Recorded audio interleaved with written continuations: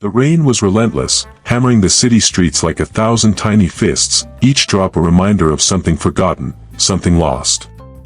In the heart of the chaos, under a flickering neon sign that buzzed with the weight of too many years, stood Michael Lancaster, CEO of Lancaster Corp., a man who owned half the skyline but felt like he owned nothing at all. His tailored suit clung to him, soaked through, but he didn't care. His eyes were fixed on her, Lynn, a woman he didn't know, or thought he didn't, until this moment. She stood across the street, her thin frame trembling under the weight of a tattered umbrella, clutching a small boy who couldn't have been more than 5. The boy's eyes, wide and searching, locked onto Michael's, and something in that gaze, a spark, a mirror of his own, made his knees buckle. "Stay here, Ethan," Lynn whispered to the boy, her voice barely audible over the storm. She stepped forward, her worn shoes splashing through the puddles, and stopped just short of Michael. Her face was a map of exhaustion, etched with lines no one her age should carry. She held out a small, crumpled photograph, her hands shaking not from the cold but from something deeper, something that had been buried for years. "This is yours," she said, her voice breaking like glass. "He's yours." Michael took the photo, his fingers numb, his mind racing. The image was faded, but it was unmistakable, a younger version of himself, laughing under a street lamp, his arm around a girl who looked like Lynn, though he couldn't be sure. The boy in her arms stared up at him, and Michael's breath caught in his throat. "What are you talking about?" he managed, his voice hoarse, as if the words were fighting to stay inside. "I don't know you." Lynn's eyes filled with tears, but she didn't flinch. "You did," she said softly. "6 years ago, you did. And now, he's all I have left of you." She turned, pulling the boy closer, and started to walk away, the rain swallowing her silhouette. Michael stood frozen, the photograph slipping from his fingers, landing in a puddle where the ink began to bleed. He wanted to call after her, to demand answers, but his voice failed him. All he could do was watch as the woman and the boy disappeared into the night, leaving him with a truth he wasn't ready to face. The city around him roared, car horns, distant sirens, the endless pulse of a world that didn't care, but Michael felt like he was drowning in silence. He sank to his knees, the cold pavement biting through his trousers, and picked up the ruined photograph. His hands trembled as he traced the outline of the girl's face, a face that felt like a dream he'd forced himself to forget. "Who are you?" he whispered, though no one was there to answer. The weight of those words pressed against his chest, heavy as the storm itself. He didn't know her, not anymore, but something in his heart screamed that he had once, and that he had lost her in a way he couldn't yet comprehend. 6 years. The number echoed in his mind like a tolling bell. 6 years ago, he was a different man, younger, hungrier, climbing the corporate ladder with a fire that left no room for anything else. Love, family, connection, those were luxuries he couldn't afford, or so he told himself. He'd built an empire, but at what cost? The boy's eyes haunted him, so familiar, so much like his own. Could it be true? Could he have a son, a piece of himself walking the world without his knowledge? And Lynn, her name felt like a key to a door he'd locked long ago. He didn't remember her, not clearly, but the ache in his chest told him she wasn't lying. He stood, the rain still pouring, and clutched the photograph tighter. His phone buzzed in his pocket, a reminder of a board meeting he was already late for, but it felt irrelevant now. The world he'd built, the one he thought mattered, was crumbling under the weight of a single moment. He looked down the street where Lynn had vanished, and something stirred inside him, a need, a desperation to know, to understand. He didn't know where to start, but he knew he couldn't stay here, rooted to the spot like a man waiting for answers that wouldn't come. The neon sign above flickered, casting a sickly green glow across his face. He remembered a night like this, years ago, when the rain had felt like a baptism, washing away the man he used to be. He'd been at a wedding, hadn't he? His cousin's, a lavish affair he'd attended out of obligation. There was a girl there, a waitress, clumsy and out of place among the glittering elite. She'd spilled a tray of drinks, and he'd helped her, not out of kindness but because her eyes had caught him off guard, bright, unguarded, like they held a secret he wanted to know. They'd talked, briefly, under the glow of a chandelier, and he'd felt something shift inside him, something he'd buried the moment he left. Was that her? Was that Lynn? The memory was hazy, blurred by years of ambition and distraction. He'd been so focused on building his empire, on proving himself to a world that didn't care, that he'd let moments like that slip away. But now, standing in the rain, he couldn't shake the feeling that that night had been the start of something he'd walked away from without a second thought. The boy, Ethan, was the proof, wasn't he? A living, breathing consequence of a choice he didn't even remember making. Michael's heart pounded as he started walking, no destination in mind, just a need to move, to chase the ghost of a memory. The city was a labyrinth of lights and shadows, each corner a reminder of how small he felt in this moment. He passed a homeless man huddled under a cardboard sheet, a couple arguing under an awning, a street vendor packing up for the night. Life went on, indifferent to the storm raging inside him. He wanted to scream, to demand the universe explain itself, but all he could do was keep moving, the photograph burning a hole in his pocket. He stopped at a crosswalk, the red light glaring like an accusation. Across the street, a billboard loomed, advertising Lancaster Corp's latest venture, a gleaming skyscraper that promised to redefine the city. His face was plastered across it, smiling, confident, untouchable. But the man standing here, soaked and shaken, was none of those things. He was just a man who'd been given a glimpse of something he'd lost, something he might never get back. Lynn's words echoed in his mind, "He's all I have left of you." What did that mean? What had happened in those 6 years? And why did it feel like his entire life was unraveling with every step he took? The light turned green, but Michael didn't move. He closed his eyes, letting the rain wash over him, and for a moment, he was back there, 6 years ago, under a different sky, with a girl who'd made him feel alive in a way he hadn't since. He didn't know her name then, or maybe he did and forgot. But he remembered her smile, the way it had cut through the noise of the world, and he remembered walking away, thinking he had all the time in the world to find her again. Now, time felt like an enemy, slipping through his fingers like the rain. He opened his eyes, the billboard staring down at him, a mocking reminder of everything he'd gained and everything he'd lost. Lynn was out there, somewhere, with a boy who might be his son. And Michael, for the first time in years, felt the weight of a choice he hadn't known he'd made. He didn't know where this road would lead, but he knew he had to follow it, to find her, to find the truth. The rain kept falling, and Michael took his first step into the unknown, the photograph in his hand a fragile tether to a past he couldn't escape. 6 years ago, the world was a different place for Michael Lancaster. He was not yet the untouchable CEO whose name adorned skyscrapers, but a man on the cusp of greatness, driven by a hunger that left no room for softness. His days were a blur of meetings, contracts, and calculated risks, each step a brick in the empire he was building. Love was a distraction, a luxury for those who could afford to lose, and Michael had no intention of losing. Yet, on a night thick with the scent of rain and regret, something slipped through the cracks of his carefully guarded heart. It was his cousin's wedding, a garish affair in a ballroom dripping with crystal and gold. Michael had come out of obligation, his mind already half in the next boardroom battle. The guests swirled around him, their laughter a dull hum against the sharp edge of his thoughts. He stood at the edge of the room, a glass of champagne in hand, watching the spectacle with the detachment of a man who'd learned to keep the world at arm's length. That's when he saw her, a waitress, moving through the crowd with a tray of drinks, her steps hesitant, as if she didn't belong in this glittering chaos.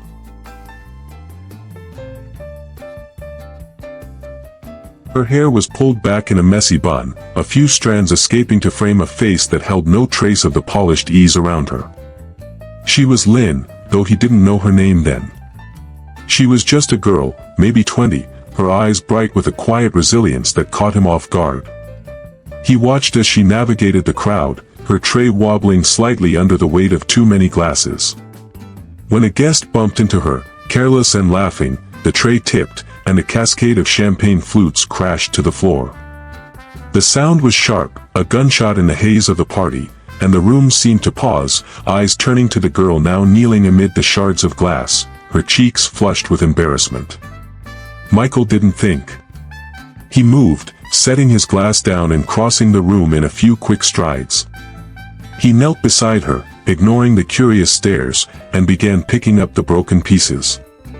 "It's okay," he said, his voice low, meant only for her. "These things happen." She looked up, startled, her eyes meeting his, and for a moment, the noise of the party faded. There was something in her gaze, gratitude, yes, but also something deeper, something that made his chest tighten in a way he didn't understand. "Thank you," she whispered, her voice barely audible.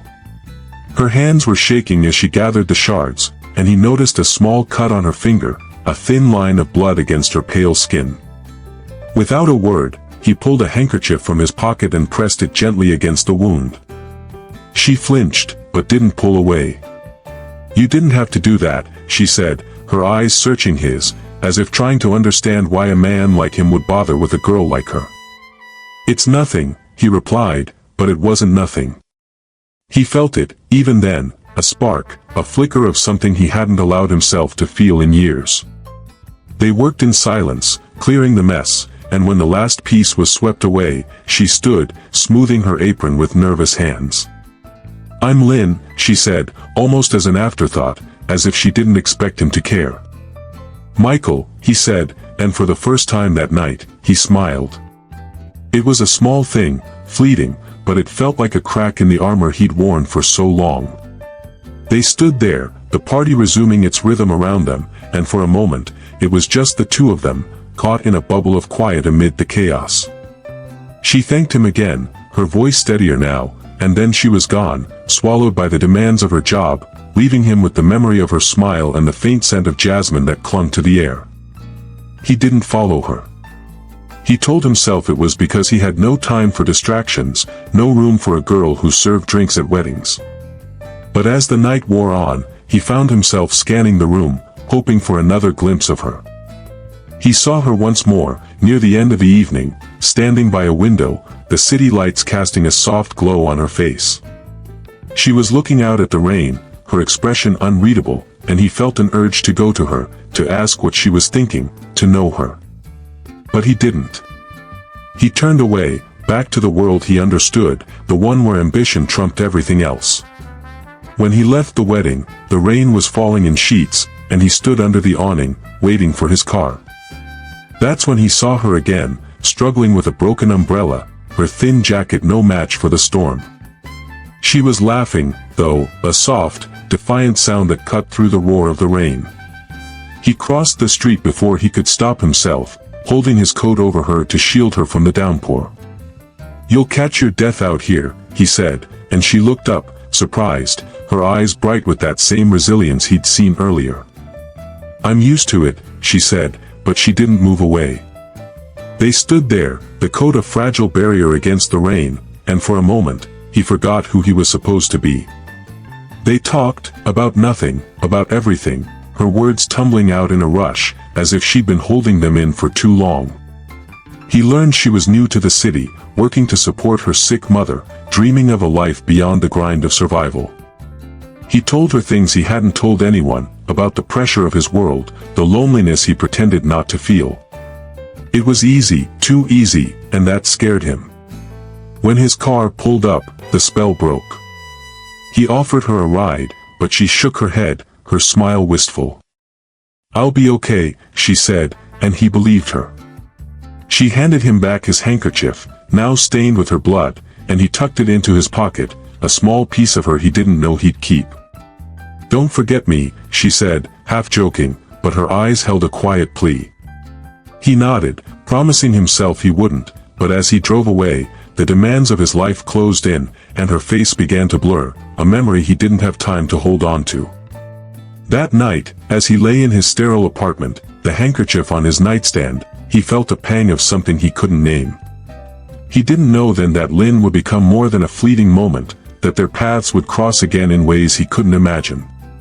He didn't know that the rain, the wedding, the girl with the bright eyes, were the beginning of a story he'd spend years trying to understand.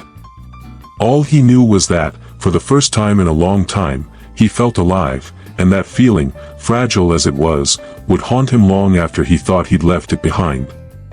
The fluorescent bulb in Lynn's tiny apartment flickered, casting a sickly yellow glow over the cramped space. It was a room that smelled of damp and dreams deferred, the walls stained with the ghosts of tenants past. A single mattress lay in the corner, shared by Lynn and her son, Ethan, whose small body curled against her as she sat cross-legged, sorting through a pile of bills. The numbers blurred before her eyes: rent, electricity, medicine for her mother, who'd passed 2 years ago but whose hospital debt still haunted her. Lynn's hands moved mechanically, folding the papers into neat stacks, as if order could tame the chaos of her life. Outside, the city hummed, indifferent to the weight she carried. Ethan stirred, his small hand clutching the edge of her worn sweater. "Mama, when's dinner?" he asked, his voice soft, careful, as if he knew not to ask for too much. Lynn forced a smile, brushing a lock of hair from his forehead. "Soon, baby," she said, though the truth was she'd skipped her own meals for days to stretch the little they had. She reached for a plastic bag of leftovers, half a sandwich, some wilted greens, scavenged from the diner where she worked nights. It wasn't much, but it was enough to keep the hunger at bay, enough to keep Ethan's eyes from dimming. She watched him eat, her heart aching with a love so fierce it felt like a wound. Ethan was her anchor, her reason to keep going when the world seemed determined to break her. He had her eyes, her stubborn chin, but there was something else in his face, something that tugged at a memory she tried to bury. Every time he smiled, she saw a flicker of the man from that rainy night 6 years ago, the man who'd looked at her like she was more than a shadow in a crowded room. Michael. The name was a whisper in her mind, one she rarely allowed herself to speak. He was a stranger now, a ghost from a life she couldn't afford to dream about. Lynn stood, moving to the sink to wash the few dishes they owned. The water was cold, stinging her cracked hands, but she barely noticed. Her thoughts drifted, as they often did, to that wedding, to the moment when Michael had knelt beside her, his hand steady as he helped her clean up her mistake. She'd been so young then, so full of hope, believing that a single act of kindness could change everything. She'd carried that hope home, tucked it away like a secret, replaying his smile, his voice, the way he'd looked at her like she mattered. But hope was a dangerous thing, and when he didn't come back, when the days turned to weeks and then years, she'd learned to let it go. She dried her hands on a frayed towel and glanced at a small wooden box on the counter, its edges worn from years of handling. Inside was her collection of keepsakes, fragments of a life she barely recognized. She opened it, her fingers brushing against a faded bus ticket, a pressed flower, and then, at the bottom, a single cufflink, its silver surface tarnished but unmistakable. It had fallen from Michael's sleeve that night, unnoticed by him but precious to her, a tangible piece of a moment that had felt like fate. She'd kept it all these years, not out of sentiment but as a reminder of what hope had cost her. Ethan's voice pulled her back. "Mama, tell me about the man in the rain again," he said, his eyes bright with the curiosity only a child could muster. Lynn's heart skipped. She'd told him stories to soothe him to sleep, tales of a kind stranger who'd helped her in a storm, but she'd always kept the details vague, afraid of what it might awaken in her. "Not tonight, sweetheart," she said, her voice softer than she meant. "You need to rest." But Ethan's gaze lingered, and she wondered, not for the first time, if he sensed the truth she couldn't bring herself to speak. She tucked him into bed, pulling the thin blanket over his shoulders, and sat beside him, watching his breathing slow. In the quiet, her mind wandered to the night Ethan was conceived, a memory she both cherished and feared. It had been months after the wedding, a chance encounter with Michael at a small cafe where she'd taken a second job. He'd been there, alone, his face weary in a way that mirrored her own. They'd talked, laughed, and for one reckless night, let the world fall away. When she woke, he was gone, leaving only a note that said, "I'll find you." But he never did, and when she realized she was pregnant, she knew she couldn't wait for a man who might never come back. Lynn stood, moving to the window, where the city lights glittered like a promise she no longer believed in. She thought of her mother, who'd raised her alone, who taught her that love was a luxury for those who could afford to lose. Lynn had lost too much to believe in fairy tales, but she couldn't shake the memory of Michael's eyes, the way they'd softened when he looked at her.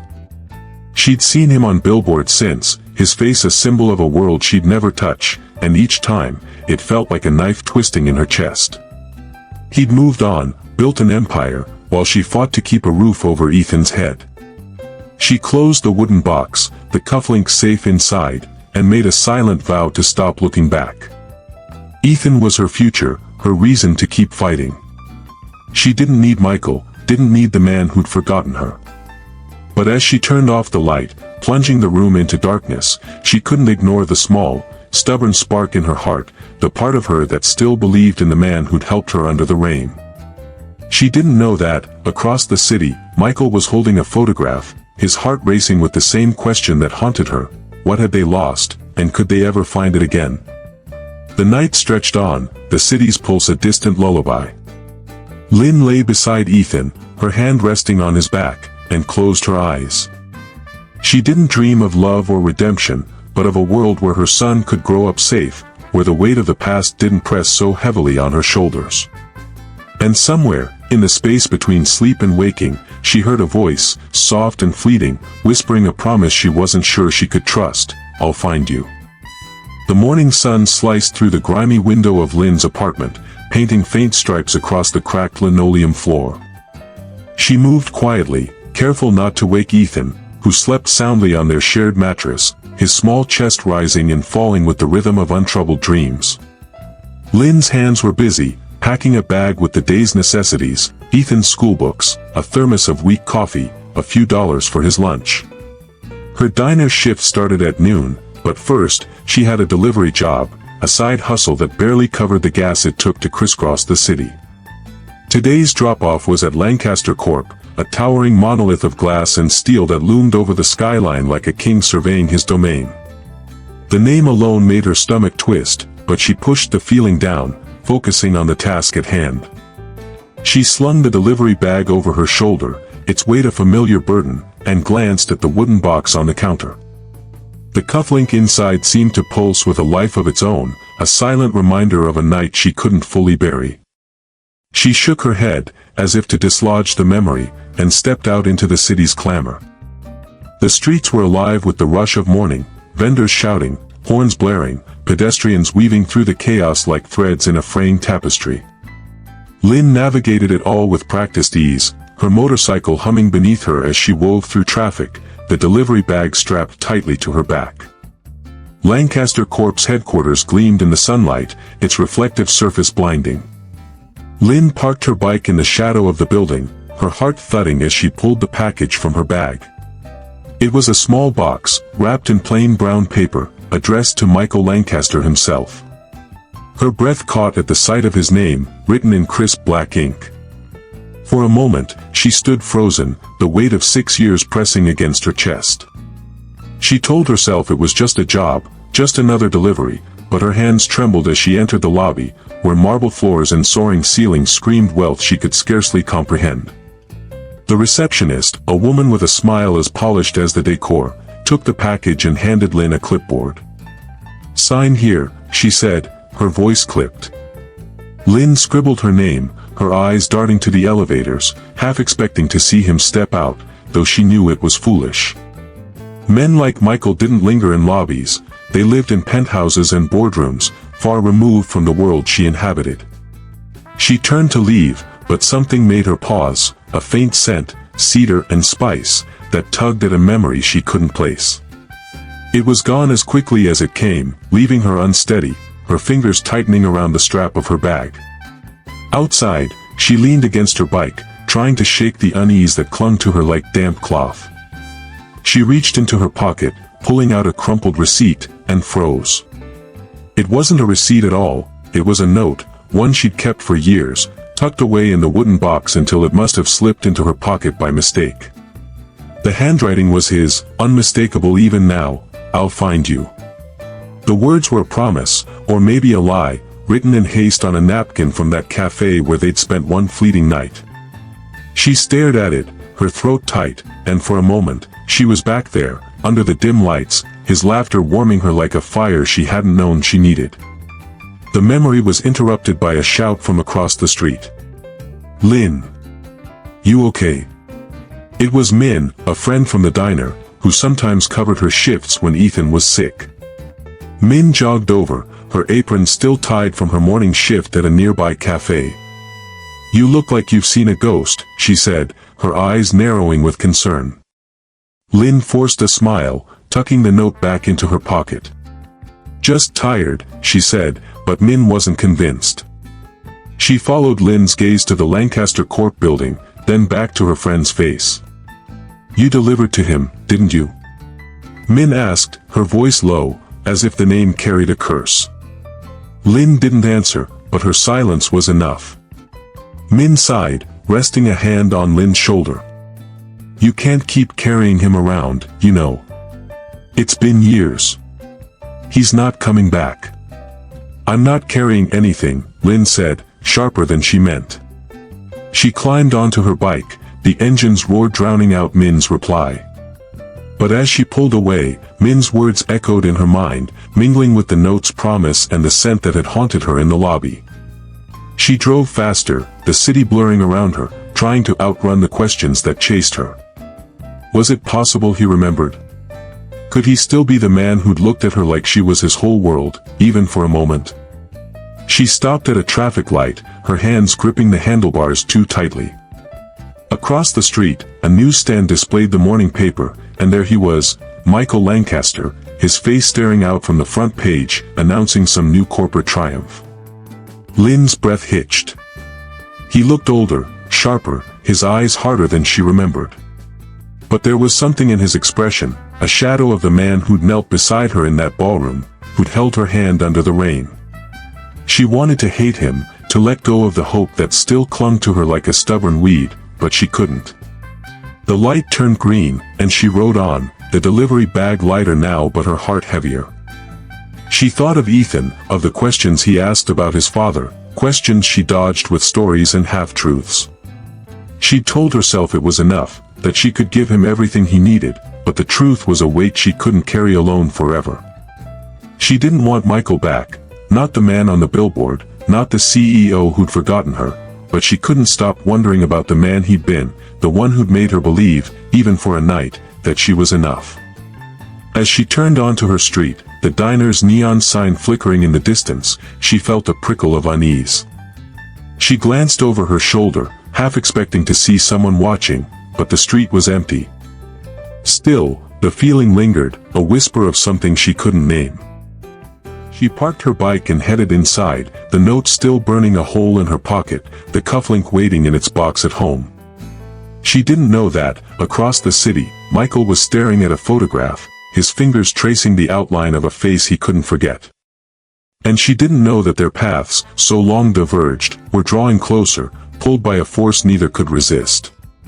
The gala at Lancaster Corp was a spectacle of opulence, a glittering stage where the city's elite gathered to bask in their own importance. Chandeliers cast a warm glow over tables draped in silk, and the air hummed with the clink of glasses and the murmur of calculated pleasantries.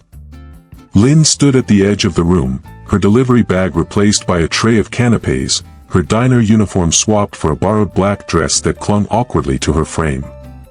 She'd taken the catering gig for the extra cash, but now, surrounded by wealth she could only dream of, she felt like an imposter, each step a reminder of the gap between her world and theirs. She moved through the crowd, offering hors d'oeuvres with a practiced smile, her eyes scanning the room for familiar faces she hoped not to find. But fate, it seemed, had other plans. At the head table, flanked by executives in tailored suits, sat Michael Lancaster, his presence commanding even in silence. Lynn's heart stuttered, her tray wobbling slightly as she caught sight of him. He was every inch the man from the billboards, polished, distant, untouchable, but there was something in the way he held his glass, a subtle tension, that made her pause. She turned away, focusing on her task, but the weight of his name pressed against her, heavy as the tray in her hands. Michael, for his part, was barely present. The gala was a necessity, a performance to maintain alliances and project strength, but his mind was elsewhere, tangled in the rain-soaked memory of a woman and a boy who'd turned his world upside down. He scanned the room absently, his thoughts drifting to the photograph still tucked in his desk drawer, when a flash of movement caught his eye. A waitress, her movements quick but careful, wove through the crowd. There was something familiar in her posture, the way she tilted her head, but he dismissed it as wishful thinking. Still, his gaze lingered, drawn to her in a way he couldn't explain. Lynn felt his eyes before she saw them. She glanced up, and their gazes locked, a fleeting moment that stretched into eternity. Her breath caught, the tray trembling in her hands. She lowered her eyes, forcing herself to move, to blend back into the crowd, but her heart raced, each beat a drumroll of panic and longing. She reached a table, offering canapés to a group of laughing investors, when a guest bumped into her, sending a glass of wine tipping toward the floor. Instinctively, she caught it, but the tray tilted, and a single canopy slid toward the edge. Before it could fall, a hand reached out, steadying the tray with a gentleness that made her freeze. She looked up, and there he was, Michael, standing closer than she'd ever expected, his eyes searching hers with an intensity that stole her breath. "Careful," he said, his voice low, the same voice that had haunted her dreams for years. She nodded, unable to speak, her throat tight with 1,000 unsaid words. His hand lingered on the tray, his fingers brushing hers for a heartbeat, and in that touch, she felt the echo of a night long past, when he'd held her hand under the rain and promised to find her. "Thank you," she managed, her voice barely a whisper. She pulled the tray back, stepping away, but his gaze followed her, heavy with something she couldn't name. Michael watched her retreat, his mind racing. There was something about her, those eyes, that voice, that stirred a memory he couldn't grasp. He told himself it was nothing, a trick of the light, but his heart disagreed, pounding with an urgency he hadn't felt in years. He turned back to his table, forcing a smile for his guests, but the room felt smaller, the air thicker, as if the universe was conspiring to keep her in his orbit. Lynn slipped into the kitchen, her hands shaking as she set the tray down. She leaned against the counter, closing her eyes, trying to steady her breathing. It was him, undeniably him, and yet he was a stranger, a man who'd built an empire while she fought to survive. She thought of Ethan, of the questions he asked, and the weight of her secret pressed harder. She wanted to run, to leave this place and never look back, but something held her there, a stubborn spark that refused to die. She touched her wrist, where the cufflink would have been if she hadn't left it at home, and wondered if he remembered, if he ever could. Back in the ballroom, Michael excused himself, moving toward the edge of the room where he'd last seen her. He didn't know why, only that he needed to see her again, to understand the pull he felt. He found her near a service door, adjusting her tray, her face a mask of composure that didn't quite reach her eyes. "Excuse me," he said, his voice softer than he intended. She looked up, startled, and for a moment, neither spoke, the air between them charged with unspoken questions. "Do I know you?" he asked, the words slipping out before he could stop them. Lynn's heart lurched, but she shook her head, her smile tight. "I don't think so," she said, her voice steady despite the storm inside her. She turned to leave, but he stepped closer, his hand hovering near her arm, not touching but close enough to make her pause. "Wait," he said, and then, almost to himself, "You remind me of someone." Lynn's resolve wavered, her eyes meeting his, and for a moment, she saw the man from 6 years ago, the one who'd made her believe in possibilities. But she thought of Ethan, of the life she'd built without him, and she stepped back. "I should go," she said, her voice breaking slightly. She walked away, her steps quick, leaving Michael staring after her, his mind a tangle of doubt and recognition. As she reached the service exit, Lynn paused, her hand on the door. She glanced back, just once, and saw him still standing there, his expression a mix of confusion and something deeper, something that looked like regret. She pushed through the door, the cool night air hitting her like a slap, and leaned against the wall, her breath ragged. In her pocket, the note, "I'll find you," felt like a brand against her skin. She didn't know if she wanted him to remember, or if she feared it, but as she walked into the night, she felt the threads of their past pulling tighter, drawing them closer to a truth neither was ready to face. The morning after the gala, Lynn woke with a heaviness that clung to her like fog. Ethan was already up, humming softly as he colored at their small kitchen table, his crayons scattered like confetti. She watched him, her heart swelling with a love that anchored her, even as her thoughts churned with the memory of Michael's voice, his touch, the way his eyes had searched hers as if trying to unlock a forgotten door. She pushed the image away, focusing on the routine that kept her grounded, packing Ethan's lunch, checking her work schedule, ignoring the ache that had settled in her chest. At Lancaster Corp, Michael sat in his office, the city skyline sprawling beyond his floor-to-ceiling windows. The photograph from the rain-soaked night lay on his desk, its edges worn from his restless fingers. He couldn't shake the image of the waitress from the gala, the way her presence had stirred something deep within him, something he'd buried under years of ambition. He'd asked his assistant to find out who she was, a task he framed as curiosity about the catering staff, but the truth was more primal, a need to know if she was the woman who'd haunted him since that stormy encounter. By a twist of fate, or perhaps something more deliberate, Lynn found herself back at Lancaster Corp that afternoon. The catering company had called her in for an urgent job, assisting with a last-minute boardroom lunch. She hesitated, her instincts screaming to stay away, but the promise of extra pay for Ethan's school supplies won out. She arrived at the towering building, her heart pounding as she stepped into the elevator, the mirrored walls reflecting a woman who looked more fragile than she wanted to admit. The boardroom was a stark contrast to the gala's extravagance, all sleek lines and polished wood, but the air was just as heavy with power. Lynn set out trays of sandwiches and coffee, her movements precise, her eyes fixed on her task.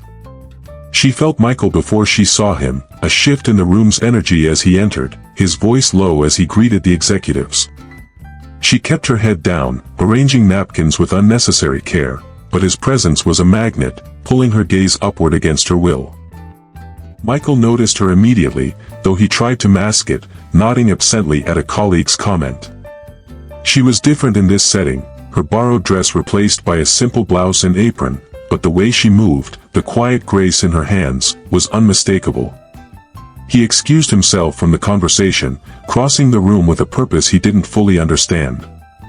"Can you bring more coffee to the table?" he asked, his tone neutral but his eyes locked on hers, searching for a spark of recognition. Lynn nodded, her throat tight, and turned to fetch the coffee pot. As she poured, their hands brushed, a fleeting contact that sent a jolt through her. She glanced up, and their eyes met, his gaze intense, almost pleading. "Have we met before?" he asked, his voice softer now, meant only for her. The question hung between them, heavy with possibility, and for a moment, Lynn felt the urge to tell him everything, to spill the truth about Ethan, about the night they'd shared, about the years she'd carried him in her heart. But fear held her back, a wall she'd built to protect herself and her son. "I don't think so," she said, her voice steady despite the storm inside. She stepped back, breaking the moment, and returned to her tasks, her hands shaking as she arranged cups. Michael watched her, his mind racing. There was something in her voice, a cadence he couldn't place, and the way she avoided his gaze only deepened his suspicion. He noticed a thin red bracelet on her wrist, a simple braided cord that seemed out of place with her utilitarian outfit. It tugged at a memory, faint but persistent, of a rainy night and a promise he hadn't kept. As the meeting dragged on, Lynn stayed in the background, clearing plates and refilling water, her presence a quiet hum in the room. Michael found himself distracted, his attention drifting to her every move. When she reached to clear a tray, her sleeve slipped, revealing the bracelet more clearly, and he froze. He remembered tying a similar cord around a girl's wrist, an impulsive gesture under a dripping awning, a way to mark a moment he thought he'd never forget. His heart pounded, the room narrowing to the space between them. "Excuse me," he said, standing abruptly, his chair scraping against the floor. The executives looked up, surprised, but he ignored them, crossing to where Lynn stood. She stiffened, her hands pausing mid-task, as he leaned in, his voice low. "That bracelet," he said, his eyes fixed on the red cord. "Where did you get it?" Lynn's breath hitched, her fingers instinctively covering the bracelet, as if to shield it from his scrutiny. "It's just something old," she said, her voice faltering. Michael's mind reeled, fragments of memory snapping into place. The rain, the laughter, the girl who'd looked at him like he was more than his ambitions. "It's not just anything," he said, his voice barely above a whisper. "I gave it to someone, a long time ago." Lynn's eyes widened, a flicker of panic crossing her face, and she stepped back, the tray clattering slightly in her hands. "I should go," she said, turning toward the door, but Michael's hand hovered near her arm, not touching but close enough to stop her. "Please," he said, the word raw, unguarded. "Tell me." Lynn looked at him, her resolve crumbling under the weight of his gaze, and for a moment, she saw the man from 6 years ago, the one who'd made her believe in second chances. But she thought of Ethan, of the life she'd built without him, and shook her head. "You're mistaken," she said, her voice breaking, and slipped out of the room, leaving Michael staring after her, his heart a tangle of hope and dread. As she hurried down the corridor, Lynn pressed a hand to her chest, trying to calm the storm within. The bracelet burned against her skin, a tether to a past she couldn't escape. She didn't know if she'd dodged a bullet or lost her last chance, but as she stepped into the elevator, the doors closing like a curtain on the moment, she felt the weight of his question lingering, a thread pulling her back to a truth she wasn't ready to face. And in the boardroom, Michael stood alone, the red bracelet a beacon in his mind, whispering that the woman he'd lost might be closer than he'd ever imagined. The city was cloaked in twilight, its lights flickering like stars trapped in a concrete cage. Michael Lancaster sat alone in his office, the glow of his desk lamp casting long shadows across the room. The photograph from that rainy night lay before him, its edges curling slightly, as if trying to escape the weight of the truth it held. His fingers traced the outline of the woman's face, a face that was no longer a stranger's. The red bracelet, the voice, the eyes that had met his in the boardroom, they all pointed to Lynn, the waitress from the gala, the girl from 6 years ago. But the certainty brought no relief, only a gnawing dread that he'd lost something irreplaceable without even knowing it. He leaned back in his chair, closing his eyes, and let the memories flood in. That night at the wedding, the rain-soaked conversation under the awning, the cafe where they'd shared a fleeting, reckless moment, it all felt like a dream he'd forced himself to forget.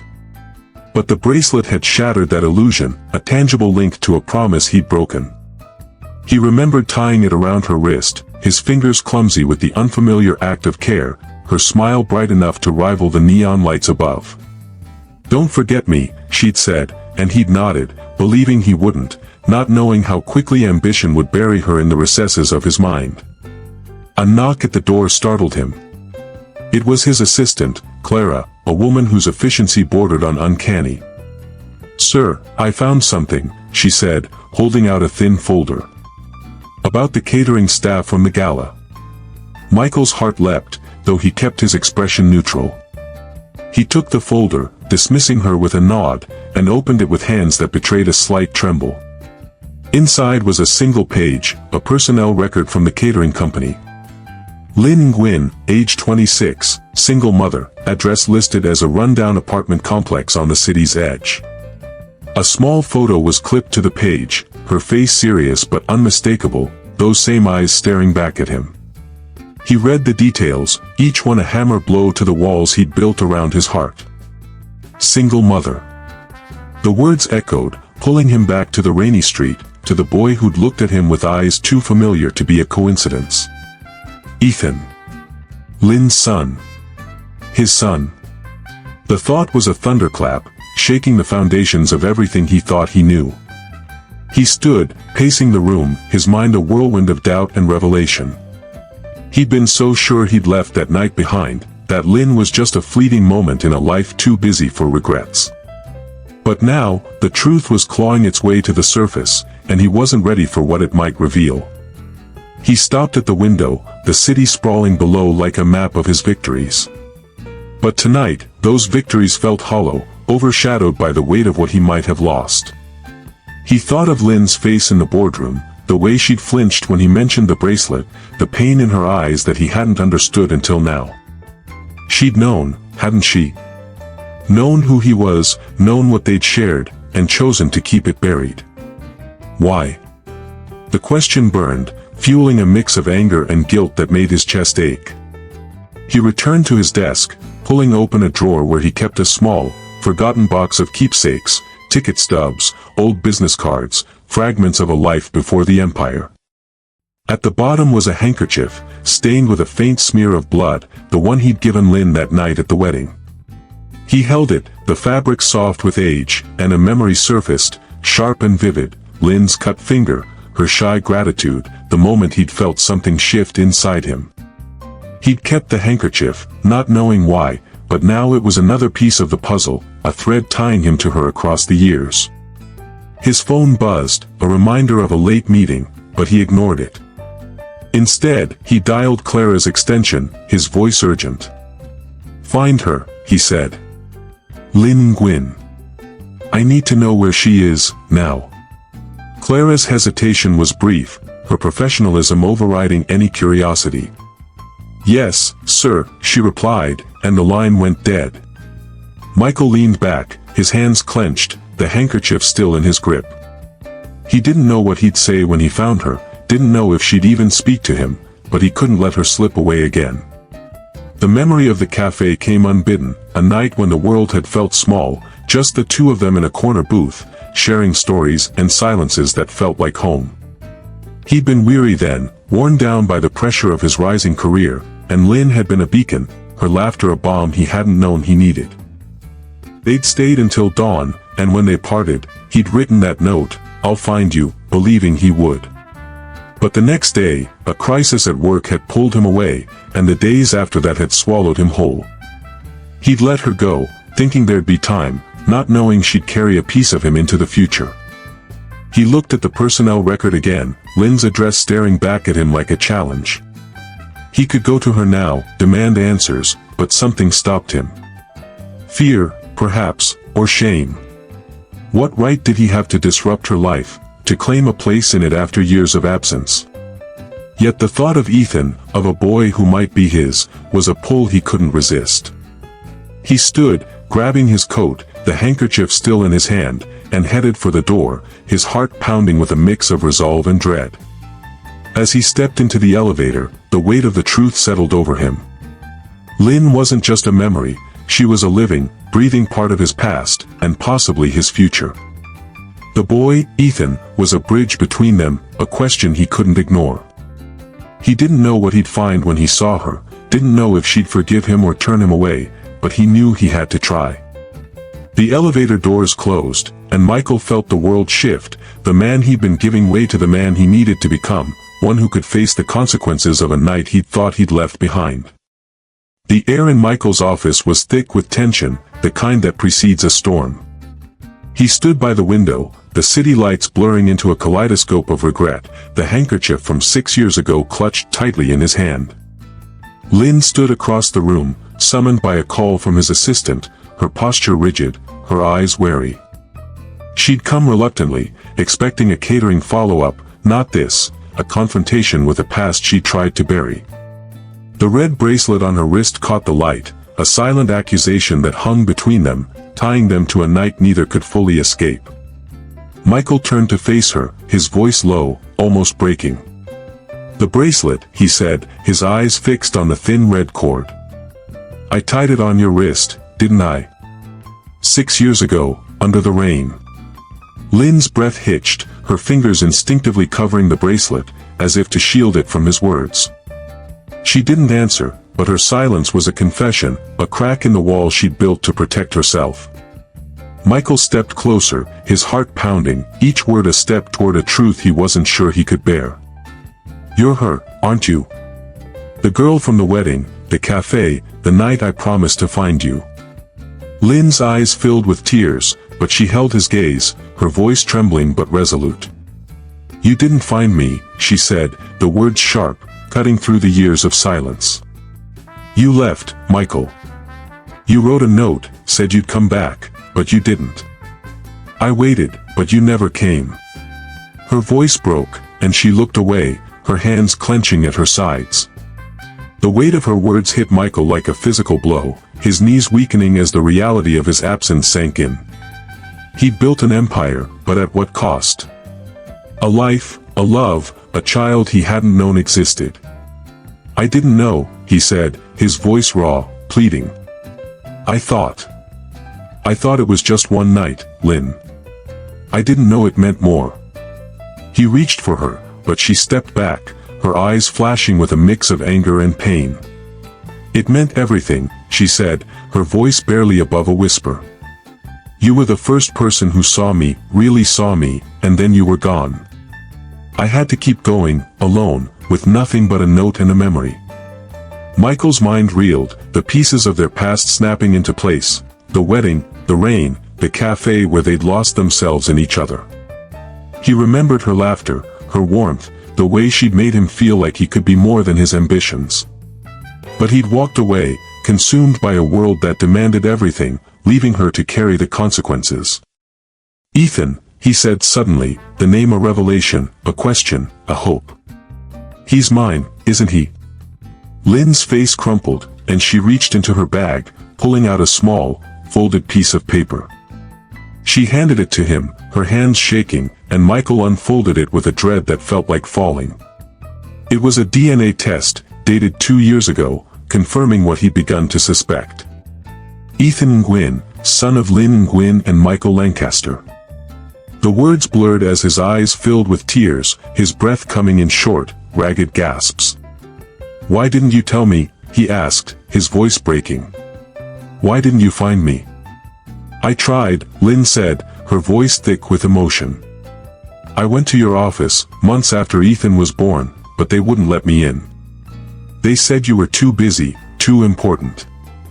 I wrote letters, left messages, but you never answered. I couldn't keep begging, Michael. I had a son to raise." Her words were a knife, each one carving deeper into the guilt he'd only begun to feel. He'd been so focused on his rise, so blind to anything else, that he'd missed the life growing just beyond his reach. He sank into a chair, the paper trembling in his hands, the weight of his failure crushing him. "I'm sorry," he said, the words inadequate, hollow against the enormity of what he'd done. Lynn shook her head, tears streaming down her face, but there was no forgiveness in her eyes, only exhaustion. "Sorry doesn't change anything," she said. "Ethan doesn't know you. He doesn't know the man who left us behind. And I don't know if I can trust you to be part of his life now." The room seemed to shrink, the walls closing in as Michael grappled with the truth. He'd thought he was untouchable, a king in a world he'd built, but now he saw himself for what he was, a man who'd abandoned a woman and a child, who traded love for power without even realizing it. "Please," he said, his voice a desperate whisper. "Let me make this right. Let me know him, know you." But Lynn was already moving toward the door, her steps heavy, as if each one cost her something she couldn't afford to lose. She paused, her hand on the knob, and looked back at him, her eyes a storm of pain and resolve. "You don't get to decide that now," she said. "You had 6 years, Michael. I've given Ethan everything I have, and I won't let you hurt him, or me, again." She opened the door, and before he could stop her, she was gone, the sound of her footsteps fading down the corridor like a heartbeat slipping away. Michael stood, his legs unsteady, and moved to the door, but she was already out of sight. The DNA test fell to the floor, a stark reminder of the life he'd missed. He pressed his hands against the glass, the city beyond a blur of lights and shadows, and felt a sob rise in his chest, raw and unyielding. "What have I done?" he whispered, the words lost in the emptiness of the room. Lynn's face, Ethan's eyes, the red bracelet, they were all pieces of a puzzle he'd ignored, a family he'd lost before he even knew it existed. He slid to the floor, his back against the door, and buried his face in his hands. The empire he'd built, the success he'd chased, it all felt like ash in his mouth. Lynn was right, he'd had 6 years, and he'd squandered them. But as the weight of his mistakes pressed down, a small, stubborn spark flickered within him, a resolve to find her, to earn a place in their lives, no matter how long it took. The city hummed outside, indifferent to his pain, but Michael knew he couldn't stay here, trapped in the ruins of his own making. The penthouse was silent, save for the faint hum of the city beyond the floor-to-ceiling windows. Michael Lancaster sat on the edge of his leather couch, the room dark except for a single lamp casting a weak glow over the sterile space. The DNA test lay on the coffee table, its dark white paper a silent accusation. Beside it was the handkerchief, the red bracelet's memory woven into its faded fabric, and a small drawing Ethan had made, left behind in Lynn's haste to leave his office. The drawing showed a faceless man in a suit, holding hands with a boy, a childish scrawl that read, "I hope you find me."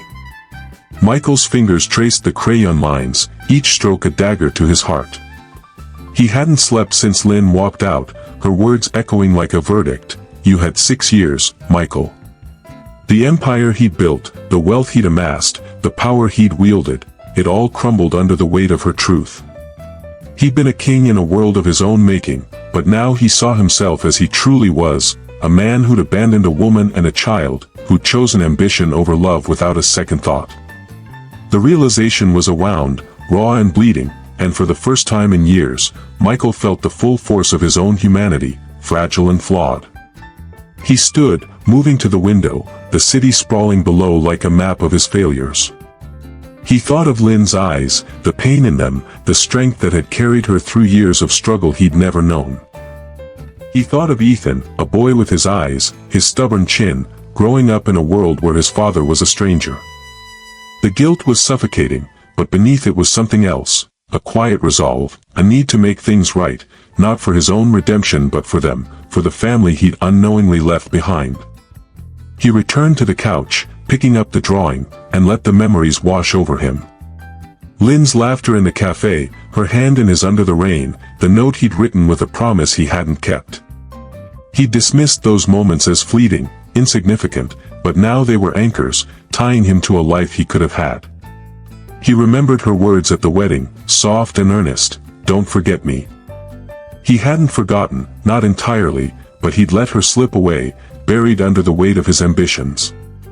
Now, he saw those moments with new eyes, each one a missed chance to choose differently. He reached for his phone, dialing the number he'd found in Lynn's personnel file, but it went straight to voicemail, her voice a faint echo that twisted his heart. He tried again, and again, 16 times, each unanswered call a reminder of how far he'd fallen. He set the phone down, his hands trembling, and made a decision. He couldn't wait for her to come to him, couldn't expect her to bridge the gap he'd created.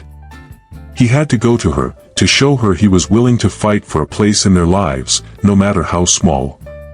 He grabbed his coat and headed out, driving through the city's neon-lit streets to the address listed in Lynn's file.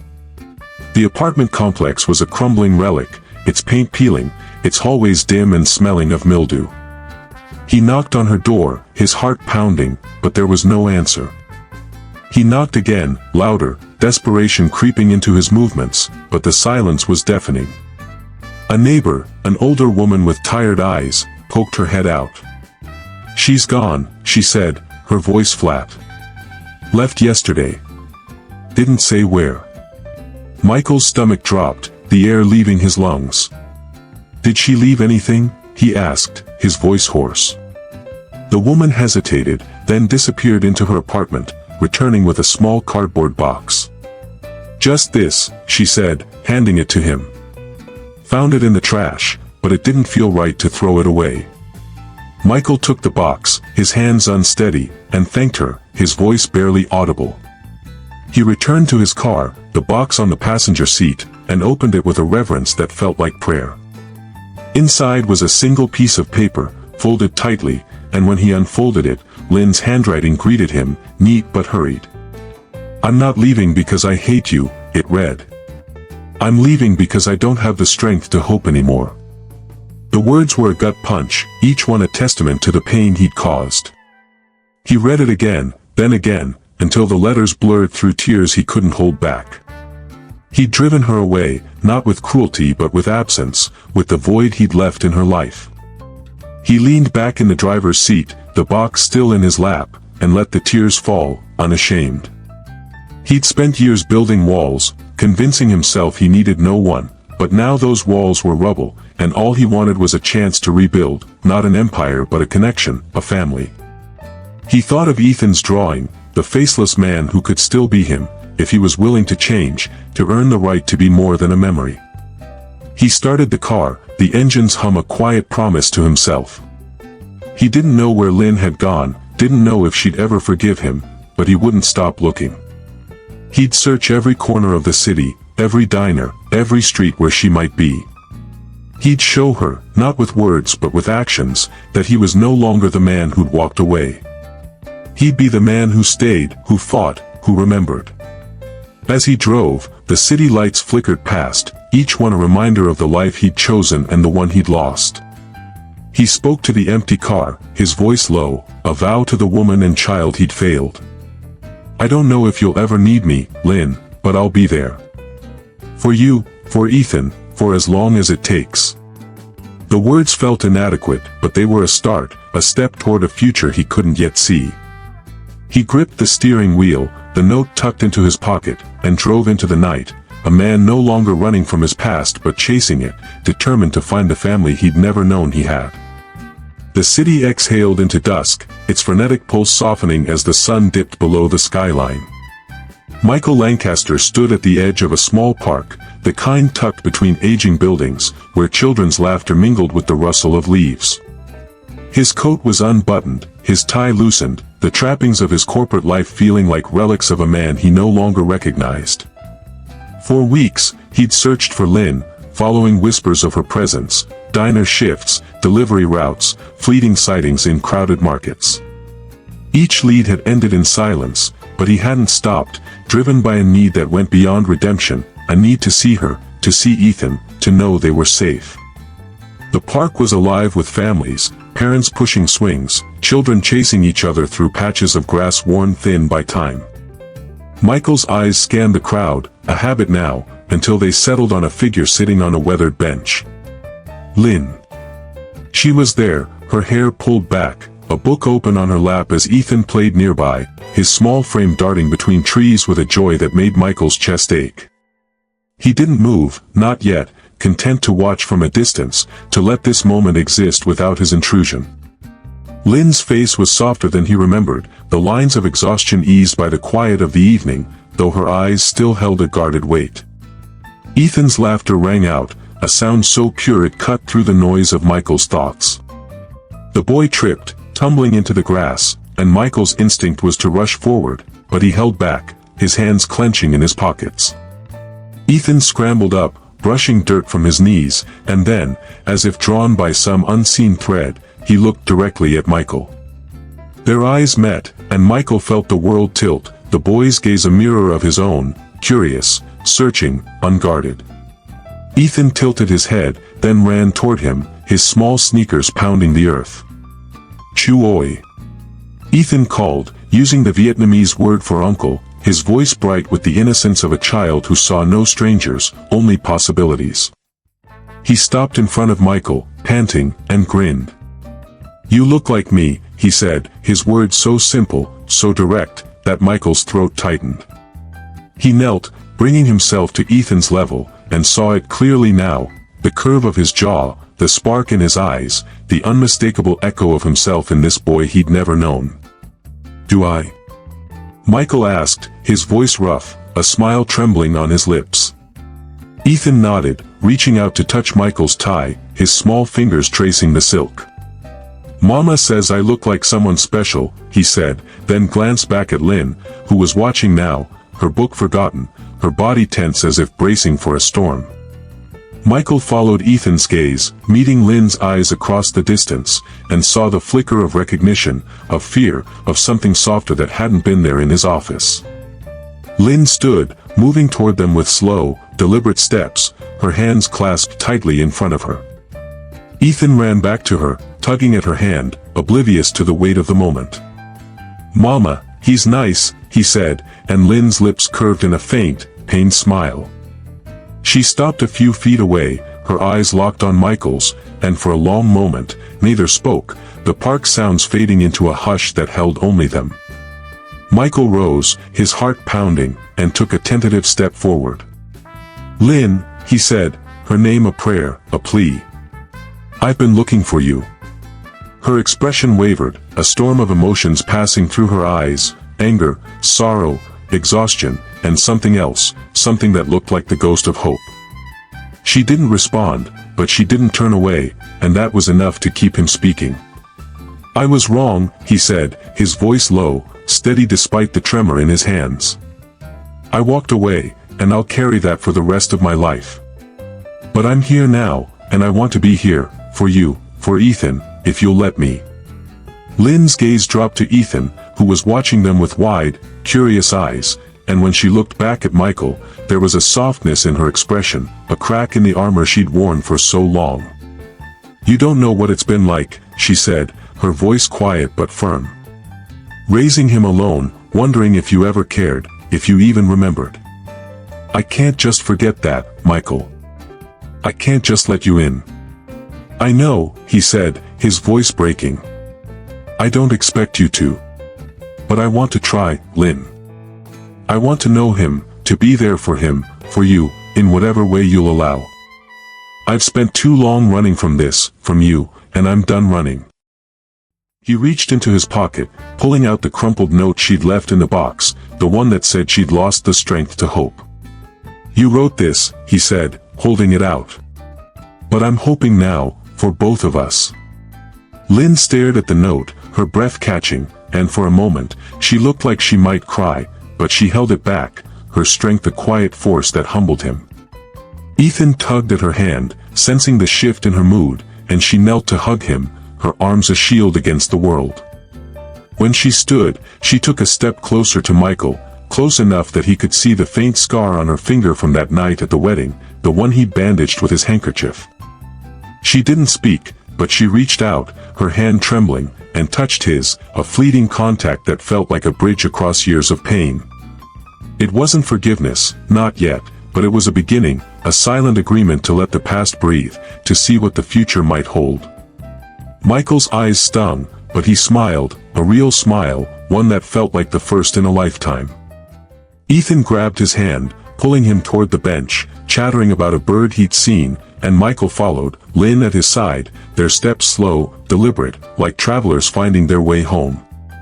The park faded into twilight, the air cool and soft, and as they sat together, Ethan between them, Michael felt the weight of his mistakes lift, just a little.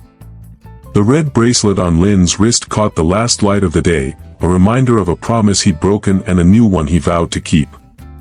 They didn't speak of love or forever, but in that moment, with Ethan's laughter filling the space between them, they were a family, fragile and imperfect, but real. And for Michael, for Lynn, for the boy who'd brought them back together, that was enough.